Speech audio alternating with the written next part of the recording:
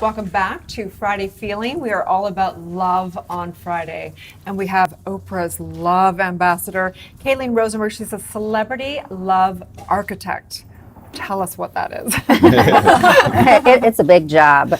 I go into enter people's love lives, usually people that are pretty successful, have everything on the outside in the superficial world. But when it comes to love and pain, they're kind of connected in a space that isn't so wonderful. And so I come in, I get to the true core of their foundation, the reality of the cracks that are there that need to be filled with something healthy and full. And I build a structure for their lives that bring love in a healthy way and just try to bring happiness and joy. I love that. So that's what I do. I love that you mentioned structure, and in 30 days, you've got a plan with your book, The Real Love Right Now, on how to find a soulmate. That's incredible. You've mapped it out for us. I have tried really hard. And one of the things that I've found, I just created a test with Dr. Harville Hendricks, who's honored one of the best in the world. Mm-hmm. Yeah, he's just a dear friend. And we've kind of figured together that it actually is not the soulmate that we want anymore, even though my book is the soulmate thing. It's the life mate that we are not only aspiring to have, but should have, and should also know how to be for someone. So what's the difference? That's what I teach. The soulmate is the one, which is why our soul craves it. It's the teacher. It's that one that just triggers our shit and our good and our love and our and then we're supposed to either really learn and grow from that and become each other's teacher and move on, or move up into a life mate phase where we are a little more centered and grounded and we have that healthy love and relationship and we're having fun dating, truly dating and being with ourselves. We don't need someone else. So true. You know? Mm-hmm. Yeah. So it's interesting because as a doctor of divinity, I was really interested in, because I was so codependent. And and you realize you're like, oh, that magnetism, that all that stuff is actually like totally a soul limiting belief of calling in somebody, and just because you've got something to complete. So tell us, I know that's what you speak about in the real reveal. Yes. Talk about that. Well, so the soul is, again, I believe we're in the spiritual, in this body, experiencing this world in this life. And the soul is just, it's starving to learn. It's like food. And so when it's starving for more, that's okay. It's not bad. It's just staying stuck in something for too long that's too painful. Little pain grows us, breaks us down so we can heal back up. But when we stop, when we ignore. When you're broken, it's not so good. When you just stay broken, when you're not listening to the higher sense and voice that is so lovingly talking to us and trying to guide us constantly, then we're not honoring that soul anymore. We're not honoring the journey, and we're not honoring our soul mate, regardless of who that is. It can be many different types of people. Right. Not just romantic. I just love it. So is that where you would recommend people start, is sort of start where the discomfort is and go beyond that? Where do people start? So let's say someone says, hey, I feel like there's more for me. I'm in a relationship, maybe I'm stuck. I don't know if I'm kind of growing from this or not, but I don't know where to start. What would you recommend? I love what you just said, and actually I've never heard it said like that. Yeah, it doesn't sound fun or comfortable, and it's not kind of supposed to be, again, real change and growth.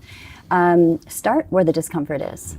Be okay with that. So many of us, we just had the Kate Spade suicide. We just had Anthony today.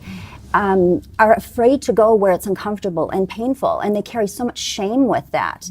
And not only are we allowing ourselves to be sort of beat up by the world, but then we beat ourselves up at the same time. So if we can go with love and peace and some form of comfort and release shame into that uncomfortable space and just gently look at where does it come from and why. It's not about blame. It's not about judgment. It's just, where does it come from?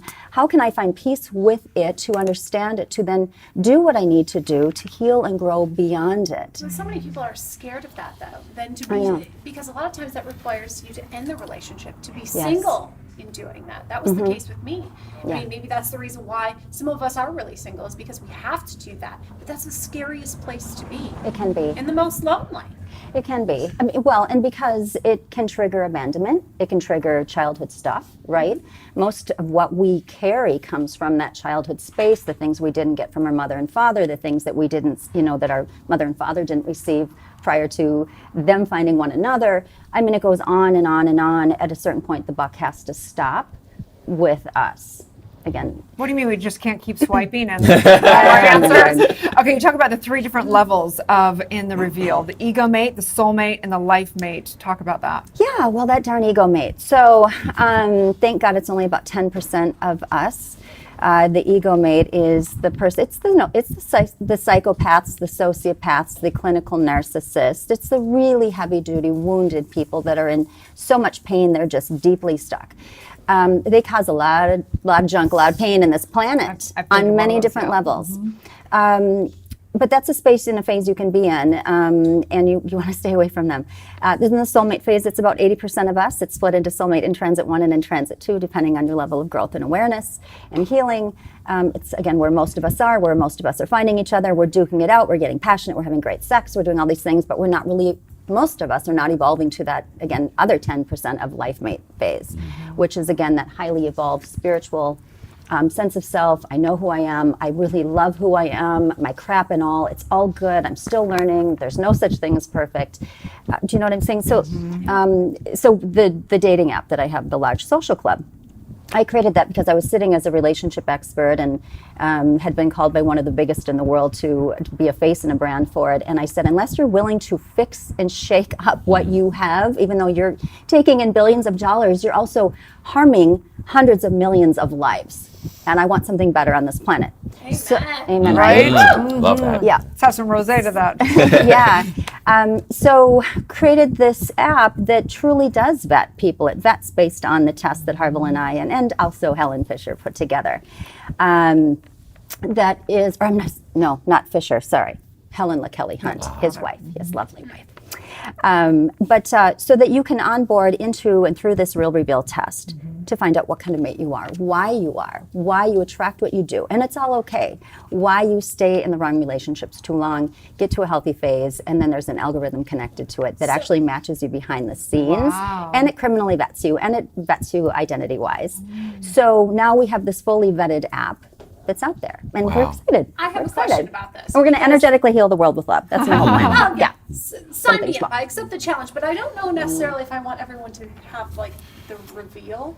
I mean, do I get to see the reveal, or does that get shared with like my matches? You see each other's reveal in a super cool way that actually the patent just got accepted. Woo! Oh, nice.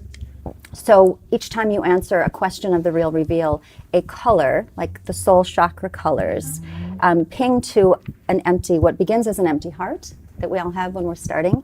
And by the end, you have the truth, you see the truth of your heart based on who you are. And so when you now look at the hot men and women and the great bodies and all the money in the bank and all the superficial stuff that a lot of us still pay attention to, I'm teaching people to look at the truth of each other's hearts. And Love that's gonna be in that. their colors, I like love their that. chakras. That's so awesome. Wow, Yeah. that is so neat. Yeah. Maybe they'll redo Miss America based on some of these factors. Read Laura instead.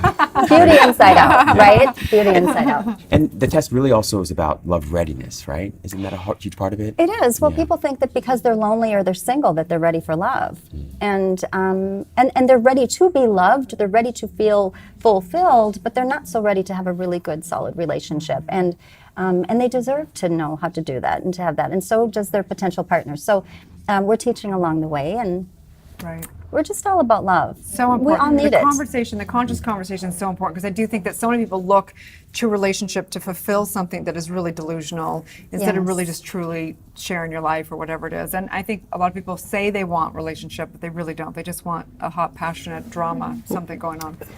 Well, yes and no. I think they've just decided that's the best I'm going to get. Yeah. I think they dumb their value down to that point. You know, I was doing some press yesterday talking about transactional relationships, and we're all transactional in different ways. It's what can I give to you and what can I get from you. Quid pro quo. Especially in Los Angeles. I know. We love that. Transactional versus transcending. Yeah, So important. yes. So sometimes it's okay if it's part of your growth, but if you're just staying there and you're harming one another, to me, you're energetically harming society. So That's true. got to change. You know, one of the things I'm interested about too, and I think we talk a lot about it on the show, at least I do, and that's sort of the difference between sort of like love and relationships, because I think they're different, and I think that we often prioritize relationships and sacrifice love, and I think that's often a challenge. It's like we put the sort of cart before the horse. And I wonder what your thoughts are about that. Does it make sense? Well, yeah. So I don't believe that we can truly have a real relationship without love. But once again, we think of love as romantic love, our partner. And it's just, again, energetic love, the way we love one another, the way we treat and are we kind to one another? We know when we're doing things that are wrong because we feel it. It's just, what do we do about it? Do we accept it? Do we ignore it?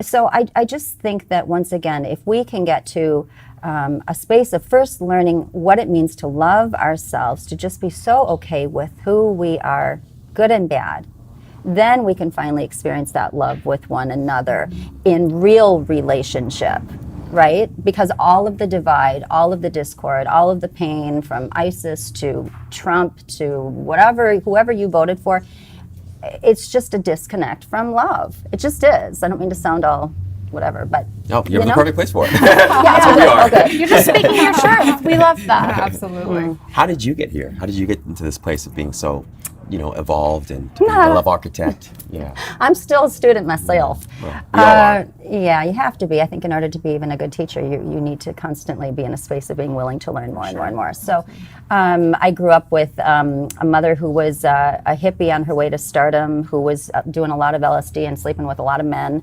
And I saw a lot of pain and a lot of abuse connected to hearing the word love thrown around as a little tyke. And I'm like, it doesn't feel like love. And then I had my grandparents that had this amazing love story and admiration for one another and respect and true relationship. And so I was kind of this little old soul running around as a little flower child, just kind of going, I'm going to figure this crap out. And I'm going to figure it out, hopefully, for myself. And then I'm going to teach it to other people. It just was strange. I mean, you kind of know. God has really led my way. I mean, I've had experiences and opportunities and platforms that I never ever expected. I didn't graduate high school. I didn't go to college.